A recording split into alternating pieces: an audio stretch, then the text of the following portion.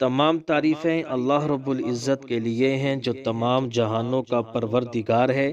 درود و سلام ہو ہمارے پیارے اور آخری نبی حضرت محمد مصطفیٰ صلی اللہ علیہ وآلہ وسلم پر، ان کی آل اولاد پر اور تمام صحابہ کرام پر۔ اس وقت عیسائی اور صہیونی خوشی کے عالم میں ہیں۔ ان کا خیال ہے کہ اب وہ وقت قریب آ پہنچا ہے کہ جب پوری دنیا پر ان کی حکومت قائم ہو جائے گی۔ عیسائیوں اور یہودیوں کی خوشی کی وجہ یہ ہے کہ وہ ایک ایسی سرخ بچھیا کو پانے میں کامیاب ہو گئے ہیں جس پر سرخ رنگ کے علاوہ ایک بال بھی کسی دوسرے رنگ کا نہیں ہے۔ آخر سرخ بچھیا کا صہیونیوں اور عیسائیوں کی خوشی سے کیا تعلق؟ سب سے پہلے تو اس ابہام کو دور کرتے ہیں۔ صہیونیوں کا عقیدہ ہے کہ جب تک ہیکل سلیمانی کی تعمیر نہیں ہوتی اس وقت تک مسیحا اس دنیا میں تشریف نہیں لائیں گے۔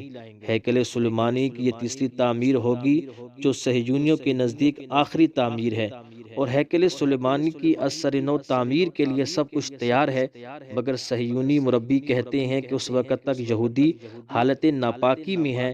جب تک انہیں پاک نہیں کر دیا جاتا اس وقت تک ہیکل کے احاطے میں داخلے کی اجازت نہیں دی جا سکتی۔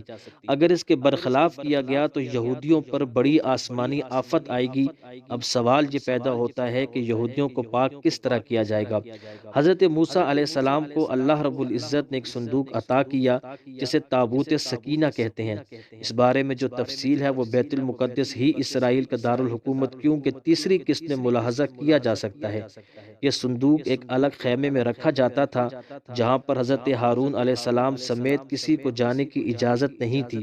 سال میں صرف ایک دن جو تہوار کا دن ہوتا تھا اس خیمے میں حضرت ہارون علیہ السلام جاتے اور اللہ سے اپنی قوم کے لیے بخشش طلب کرتے تھے۔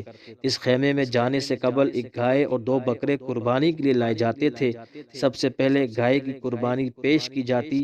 اس گائے کو اس کے خون، گوبر، چربی اور کھال سمیت جلا دیا جاتا۔ اس سے حضرت ہارون علیہ السلام کی پاکی وجود میں آتی، یعنی ان سے لا علمی میں جو بھی خطائیں سرزد ہوتی تھی اللہ پاک انہیں معاف فرما دیا کرتے تھے۔ اس کے بعد 2 بکرے لائے جاتے تھے، ان کی قربانی ہوتی تھی۔ جس بکرے کا نام قربانی بھی نکل آتا اس کی قربانی گائے کی طرح کر کے جلا دیا جاتا۔ اس بکرے کی قربانی سے بنی اسرائیل گناہوں سے پاک ہوتے اور دوسرے بکرے کے سر پر حضرت ہارون علیہ السلام ہاتھ رکھ کر بنی اسرائیل کے تمام گناہوں کو اس پر منتقل کر دیا کرتے تھے، اور پھر اس بکرے کو بیابان میں آزاد چھوڑ دیا جاتا تھا۔ صہیونیوں کا ماننا ہے کہ یہودیوں کی پاکی اس وقت تک عمل میں نہیں آ سکتی جب تک سرخ رنگ کی بچھیا کی قربانی نہ پیش کی جائے۔ اس سرخ بچھیا کا گزشتہ 2000 برسوں سے یہودی مربی انتظار کر رہے ہیں۔ یہ سرخ بچھیا ان تمام شرائط پر پوری اترنی چاہیے جو یہودی مذہب کی کتب میں موجود ہیں، یعنی یہ بے عیب ہو اور مکمل طور پر سرخ ہو۔ اس کا ایک بال یا ایک رواں بھی کسی دوسرے رنگ کا نہیں ہونا چاہیے، حتیٰ کہ اس پر کوئی تل بھی نہیں ہونا چاہیے۔ چند مربی 2 بالوں تک کی چھوٹ دیتے ہیں کہ اگر سرخ رنگ کے علاوہ پورے جسم پر 2 بال کسی اور رنگ کے ہوں تو اس کی چھوٹ ہے۔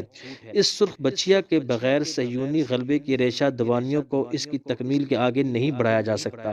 اس لیے اس بچھیا کی تلاش پوری دنیا میں جاری تھی۔ کئی دفعہ ایسی سرخ بچھیا کو ڈھونڈ بھی لیا گیا، مگر مذہبی رہنماؤں کے مطابق یہ تمام شرائط پورا نہیں اترتی تھی۔ اس لیے پھر سے نئی تلاش شروع کر دی گئی، چونکہ سرخ بچھیا کہیں سے دستیاب نہیں ہو رہی تھی اور صہیونیوں کے صبر کا پیمانہ لبریز ہوتا جا رہا تھا، اس لیے انہوں نے شارٹ کٹ ڈھونڈا۔ تیسرے ہیکل سلیمانی کی تعمیر کے لیے اسرائیل میں باقاعدہ ایک ادارہ انسٹیٹیوٹ دی ٹیمپل انسٹیٹیوٹ کے نام سے کام کر رہا ہے، جس میں ہر طرح کے ماہرین موجود ہیں۔ انہیں پتہ چلا کہ ٹیکساس کے ایک فارم میں سرخ رنگ کی ایسی گائے موجود ہے جو ان کی شرائط کے قریب قریب ہے، اور گائے کی اس نسل کا نام ریڈ انگس ہے۔ ان کے ماہرین ٹیکساس کے اس فارم میں پہنچے اور انہیں ریڈ انگس کے انڈے حاصل کیے، اور اس کے بعد اسرائیل میں ایک فارم میں جہاں پر گائے کی افزائش ہوتی ہے بے عیب سرخ رنگ کی بچھیا کی بذریعہ ٹیسٹ ٹیوب طریقے سے پیدائش کی کوششیں شروع کر دی گئی۔ کچھ عرصہ قبل اسرائیل اسرائیلی ماہرین مطلوبہ بچہ پیدا کرنے میں کامیاب ہو گئے جو مکمل طور پر سرخ رنگ کا تھا۔ تاہم صہیونیوں کی امید پر اس وقت اوس پڑ گئی جب انہیں پتہ چلا کہ یہ بچہ نر ہے، مادہ نہیں۔ مذہبی شرائط کی روح سے بچیا درکار ہے، بچڑا نہیں۔ اس کے بعد دوبارہ کوششیں شروع کر دی گئیں۔ اب 28 اگست کو دا ٹیمپل انسٹیٹیوٹ ایک سرخ رنگ کی بچیا حاصل کرنے میں کامیاب ہو گیا۔ انسٹیٹیوٹ کے ماہرین مربیوں کے ہمراہ روز اس بچے کا معائنہ کرتے ہیں۔ اگر صورتحال مطلوبہ شرائط کے مطابق رہی اور یہ بچیا کسی حادثے یا طبی موت کا شکار نہ ہوئی تو اس کی قربانی 2 سال کی عمر میں مجوزہ ہیکل سلیمانی کے دروازے کے باہر کی جائے گی۔ اس کے گوشت کے ٹکڑوں، کھال، خون، چربی اور گوبر سب کو خوشبودار لکڑیوں میں جلایا جائے گا۔ اس کی راکھ کو مطلوبہ شرائط رکھنے والے پانی میں ملا کر منتخب کاہنوں پر چھڑکا جائے گا تاکہ وہ ہیکل سلیمانی کے تمام علاقوں میں جا سکیں اور ہیکل سلیمانی کی تعمیر شروع کی جا سکے۔